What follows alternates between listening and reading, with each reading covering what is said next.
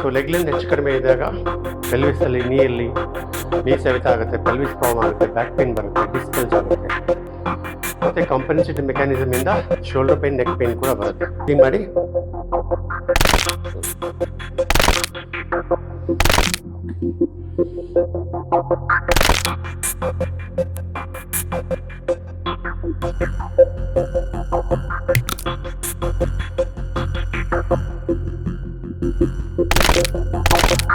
ಕೆಳಗಡೆ ಇಟ್ಟು